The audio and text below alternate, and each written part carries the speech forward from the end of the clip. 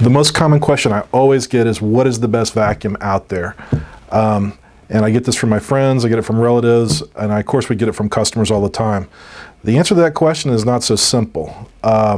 There's all kinds of different great vacuums out there. The best is going to be the one that best fits your needs and also what you like using at the same time. I would say though, when you start looking at really good vacuums, you're going to have to start looking at the 300 plus category, so $300 or more.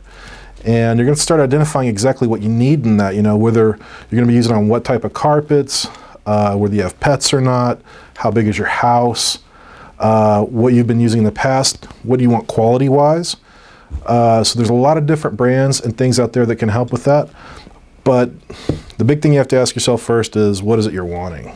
It also depends on what you need. So if you have a particular need for a vacuum cleaner, it's best to kind of identify that, and then you can get closer to the one that's going to be the best for it. A lot of people like to say, well, which brand or anything like that. Well, a lot of different brands will work well. Again, like I said, you kind of need to up your price point to get the better, higher quality, better vacuums. But to decide on that particular brand, you really need to get some help from an expert.